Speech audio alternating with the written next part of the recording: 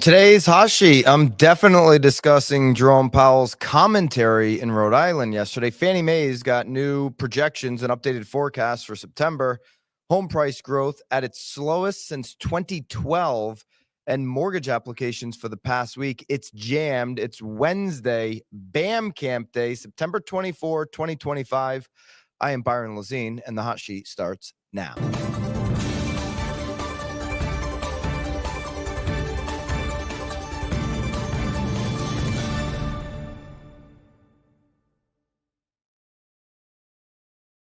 Welcome into the Hot Sheet. Let me know in the live chat where you're tuning in from. If you're here with me in Scottsdale, Arizona, getting ready for BAM Camp, definitely light up those comments. I'm really looking forward to seeing the mastermind.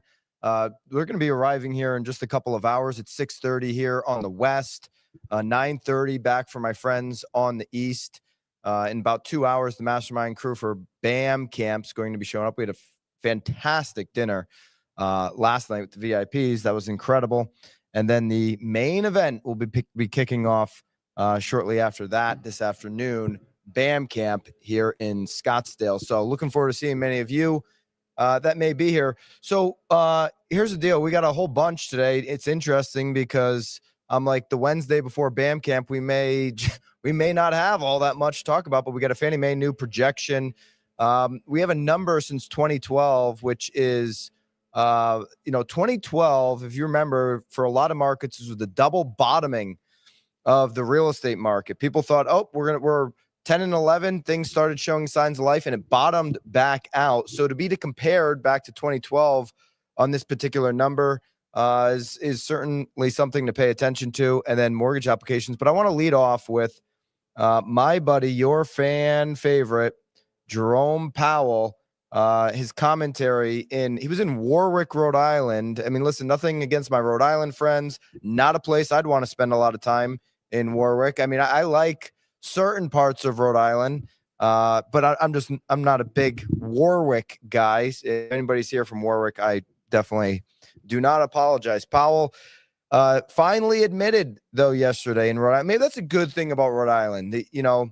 The old school mob there, he scared him into telling the truth.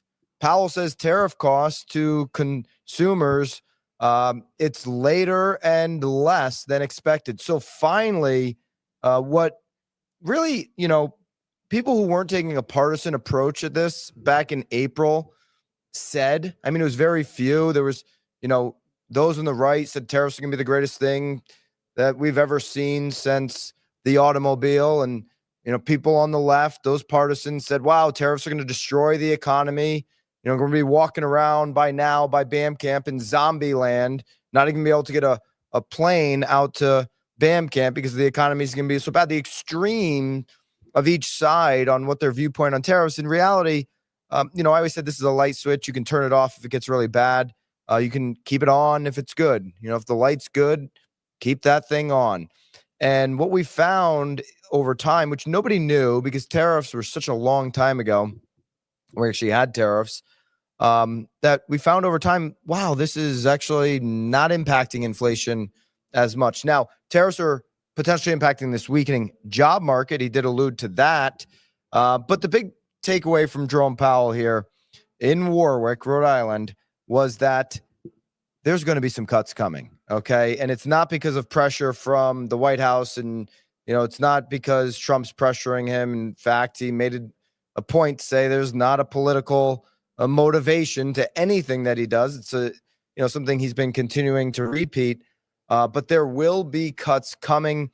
And so there was a little bit of a market reaction to that. Obviously, we lost momentum when he did his presser last week off of the announcement of that cut. And the momentum hasn't been restored here, but I think he was trying to make up for it. We have a leaf blower here at the venue at BAM Mania right outside the window. Bobby, maybe somebody go out there and just ask them politely to stop. I don't know if you can hear it in the comments, let us know. All right. Economic developments, Fannie Mae for September. We've got GDP update, and we've got CPI. We've got mortgage rate update. And total home sale outlook. I'm going to start with the total home sale outlook. from Fannie Mae, because this is a number with Fannie Mae that we listen, we were excited about back in August. This is now the September report. That August number for Fannie Mae existing home sales was at a 10.7% increase for 2026. The Fannie Mae projection. They tweak these projections every month. Okay. So, hey, they got 30 more days of data. Where have they gone with this existing home sale outlook? So, 2025 was revised down to 4.72 million on total home sales. Okay. Not existing. And 2026 total home sales projection is now 5.16. So they revised 25 down from the 4.74, trending at about 4 million existing home sales to 4.72 million. And they also revised 2026 total home sales down to 5.16 million from 5.23 million. So sizable jump there in, when you consider obviously where we are right now. But last year, last month, when we look at where Fannie Mae was projecting for existing home sales, we're at 10.7%. We're now at a 9.6% increase change year over year for 2026. So not only did Fannie Mae say total home sales were changing our August projection for September to move down. Okay, so they're less confident in the remainder of this year, but they're also a full percentage point less confident on existing home sales. Okay, so existing home sales, they have moving down 0.1% actually when you look year over year. At the end of this year, the number that they're calculating here, 4.056 million on existing home sales, is 0.1% lower than last year. We've been trending at these low numbers now for 3 years, and we're hitting another low according to Fannie Mae's projection as we close out 2025. They do have the move up happening in 2026 at 9.6%, up to 4.4 plus million existing home sales in 2026, but 10.7 sounded a lot better last month. And it's only been 30 days and they've moved this thing down 1.1%. So Fannie Mae, after the last 30 days, is saying, you know what? Something that Lance Lambert said on Knowledge Brokers podcast and that we've talked about a lot in the past, next year could look a lot like the year before. Most years in real estate look very similar to the year before outside of some type of huge, history marking event, COVID or GFC, right? So Fannie Mae starting to come back down towards maybe what this year looks like. Okay, so I hate to say it, but 9.6% is a real increase. So if it sticks there, that's good. If we get the lower rates, that's good. But 26 could look more like last year. Yeah, I see Jason Flory in the chat. Where is Jason Flory? Because it was supposed to be here. I see him in the chat, but I don't see him here. He said he was going to be here. All right, let's look at mortgage rates. 30-year fixed mortgage rate projection from Fannie Mae. The projection for the fourth quarter comes in at 6.4. I mean, that's we're just slightly under that. So fourth quarter, 30-year fixed rate, Fannie Mae projection coming in 6.4. Here's where they're now projecting next year, 6.2, 6.1. That's quarter one, quarter two, 6 in quarter three, 5.9 to end the year next year. So if you're looking for sub 6, according to Fannie Mae, not getting it until Q4 of 24. So, with that kind of a projection, and where does that compare to last month? So they were at, they're ending this year at 6.4, ending the 5.9. They were at 6.5 and 6.1 in the prior forecast. So they've actually moved that down a little bit. If they moved it down, what's that, Bobby? Somebody put it in the comments. Put what in the comments? Those aren't the accurate projections, Bobby. But thanks for diverting me, Bobby. Somebody asked me last night at dinner, why are you so mean to Bobby? Because he has me look at a comment here in the projections, 4.09, which isn't even close to the projections. First Commerce Financial. I'd love to see those numbers, but it doesn't look like we're going to get anywhere near those numbers. Those numbers aren't the reality in which we are living. The previous forecast, again, was 6.5 and 6.1. Now bumping it down to 6.4 and 5.9. If we're going to end the year at 5.9, but be in the sixes, the majority of where we are, in the sixes right now, I have no idea what First Commerce Financial is talking about here. Give us some context and maybe I'll revert back to that. But if we're going to be in the high sixes, I don't see, and I said this last month when Fannie Mae put the projection, he might be talking about total home sales. When I see the projection of 9.6% increase on existing home sales going into next year, but we're going to be in the sixes on the 30-year fixed rate, that doesn't match up to me. I think if we get sub 6, you could see a near 10% increase on existing home sales. Okay, so without that sub 6 for the majority of the year, and right now the 30-year fix is projected to be from Fannie Mae 6.2 down to 5.9 through next year. Without this being sub 6 for the remainder of the year, I don't see this number of the 9.6% happening on existing home sales. Okay. Some more numbers in here. Total housing starts for next year coming in at 1.345 million on total housing starts. Single family 943,000, multifamily 402,000. Those are the 2026 projected housing starts. Again, total home sales 5.156 million, and that being made up from new of 710,000. Single family new construction moving up 6.9% versus the 9.6 on the existing home sales. Okay. 30-year fix for 2026 average comes in at 6.1. Not an exciting number. Love to be sub 6. 6.1 for good financials. You can get under 5 with the right lender. Just taking a quick look at where Fannie Mae's looking forward on the economy. In just 30 days, they've gotten less confident in this current economy. So they have a 2026 number for GDP at 2.1. That's pretty bad. 1.5 here for 2025.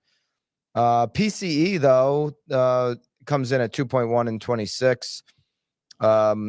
Consumer price index coming in at 2.6 on their 2026 projection. So for the overall economy, Fannie Mae is actually a little more sour than they were just 1 month ago. The 1.5 this year and 2.1 next year. The 1.5 for this year is a little bit higher than where they were last month, but the next year look 2.2 is not. All right. Redfin reports that U.S. home prices moved up 0.2% in August. Okay. So this increase here from a month earlier in August puts a year-over-year base home prices at 3.1%, which, according to Redfin, is the slowest rate recorded on their HPI, their home price index, going back to 2012. Okay.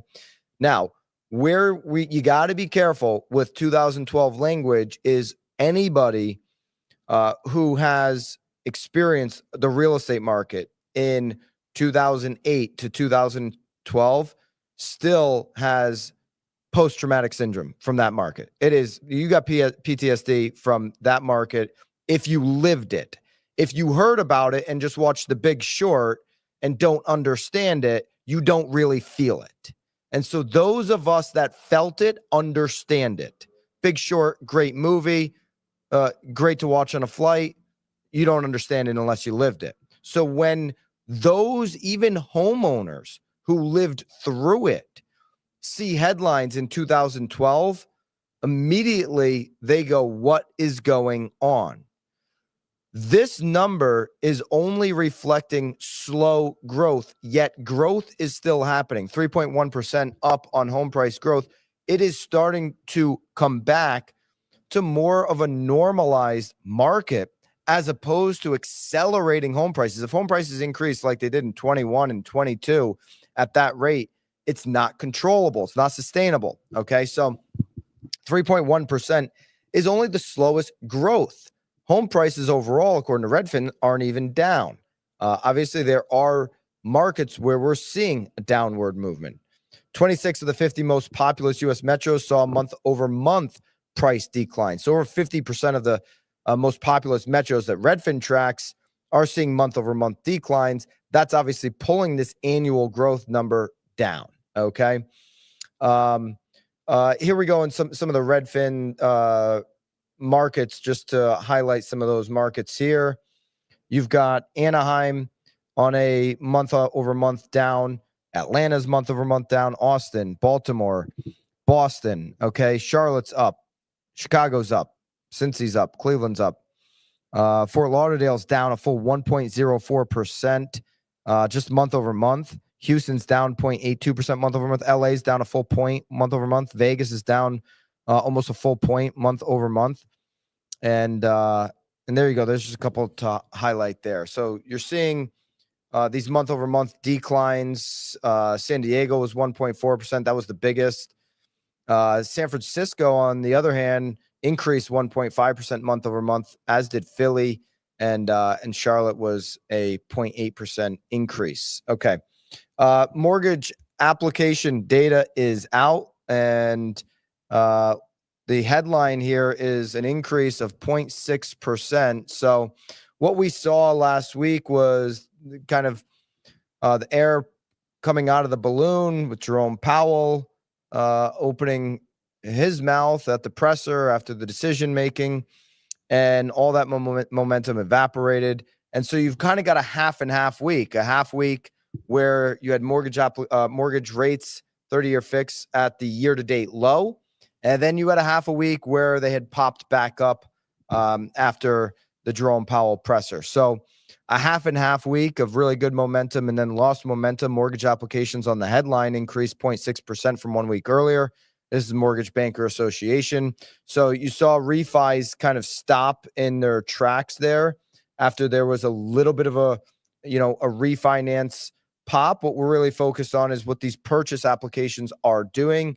And we saw another week, as small as it is, of an increase week over week, 0.3% from the week earlier, and then continuing the trend of double-digit growth in comparison to last year at 18% higher than the same week a year ago. So mortgage applications still at GFC levels and 1995 levels when you look at the overall chart. And this is demand. This is relatable to demand. Overall, why are we at 4 million existing home sales? You look at this chart and it becomes quite obvious. You haven't seen anything like this since 95. And then the recovery efforts that we're seeing right now over the last 3 years as it relates to mortgage applications. Now, there's obviously still a lot of cash in the system, cash buyers, but this is pulling that demand down. This year's recovery speaks to next year's hopeful spring market, and maybe we can see these numbers start to improve as we look next year. We get year-over-year increases next year. That means we're doing really good because we've had all these year-over-year increases from historically low numbers last year. 10-year starting the day here at 4.135 on the 10-year, and we've got a 30-year fix that really didn't do anything yesterday, 6.37. CME Group's at like a 95% chance after Powell speaking yesterday. So the good news is Powell made it pretty clear in Warwick that there's going to be a cut coming, and probably more than just one. So 94% chance that there will be a cut coming in the October meeting. If we go to CME Group's outlook on December, 76% chance there that you have a cut. So right now, optimism that there'll be a cut. All right. What was what were those numbers there? I want to make sure I had those numbers right from First Commerce Financial. He was talking existing home sales. Yeah. So, yeah, we're talking existing home sales moving down over the last 3 years. And 2026, First Commerce Financial, Fannie Mae has it as a 9.6% bump up. I don't think that happens, which would be higher than the 4 million here in 2026 that you have in the comments. I don't see that happening if the rates don't get under 6, okay? Meaning the 9.6% that Fannie Mae projects. I think your number could be right, 4% if the rates stay above 6. So there you go, First Commerce Financial. Looking forward to seeing some of you guys here today at BAM Camp Mastermind to be kicking off in just under 2 hours. And then the main event. If you missed BAM Camp and you're, doubting that decision, come join me in Denver, Colorado on 28 days from today, October 24th, Fusion Rally 25. I will be doing keynote that morning there. All right. Have a great day. I'll see you guys if you're coming here. Until next time, toodaloo.